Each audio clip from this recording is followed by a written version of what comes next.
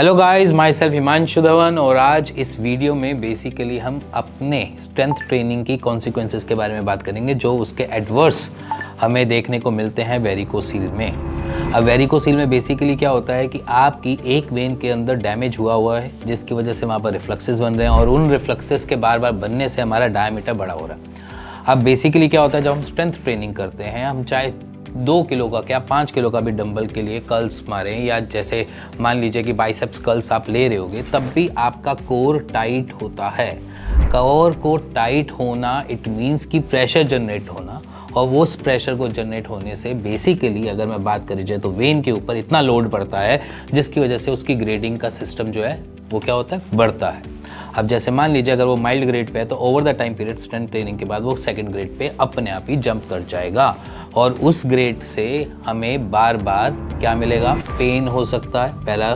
दूसरा, हमारे fertility issues बढ़ सकते हैं क्योंकि हमारे पास कंज्यूम करने वाला जो अच्छा ब्लड है या जिसे मैं बोलूँ ऑक्सीडाइज ब्लड है, उनकी मात्रा कम होने की वजह से और हमारे डीऑक्सीडाइज ब्लड की मात्रा ज़्यादा होने की वजह से बेसिकली हमें फर्टिलिटी इश्यूज आ सकते हैं। ये हुआ पूरा का पूरा एक कोर लेसन जो स्ट्रेंथ ट्रेनिंग कर रहे हैं और वेरिकोसील उनको डिटेक्ट हो चुका है, तो इट मीन्स कि वो ट्रबल में आ सकते हैं ओवर द टाइम पीरियड।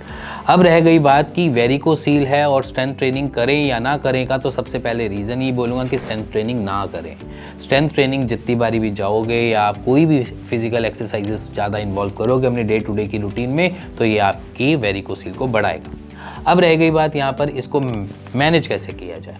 देखो, मैनेज करने के लिए सिंपली मैं बोलूँगा कि हमें कुछ ऐसी एक्सरसाइजेस को यूज़ करना है जिससे वेरिकोसील क्या हो, हील हो। तो यहाँ पर हम क्या करेंगे, अगर हमें कुछ ना कुछ मेथड करने हैं अपने आप को फिट बना कर रखने के लिए, तो हम यहाँ पर योगा का यूज़ करेंगे। योगा में बहुत सारे मैं आपको बता देता हूँ आसन जो हैं वो बहुत काम के हैं। हाँ, आपको स्ट्रेंथ ट्रेनिंग की तरह मसल पंप नहीं मिलेगा, बट आपकी फ्लेक्सिबिलिटी इस दौरान काफ़ी बढ़ जाएगी और उसका जो प्लस पॉइंट है वो ये है कि आपकी वेरिकोसील को हील करने में भी हेल्प करेगा।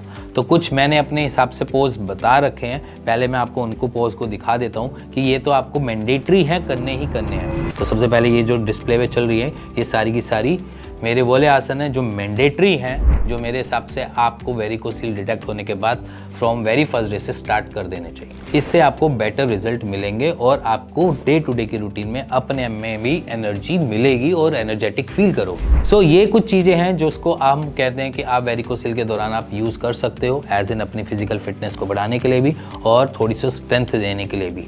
इसी के साथ अगर आपको कुछ भी डाउट है या कुछ ऐसी चीज़ें लगती हैं कि आपको जो पूछना है, आप बिंदास होकर पूछिए। नीचे दिए नंबर पे मेरी टीम से कॉल करिए और उसके लिए कुछ ना कुछ एक सोल्यूशन जरूर ढूंढिए। इसी के साथ मिलेंगे नेक्स्ट वीडियो के लिए, तब तक good bye and take care.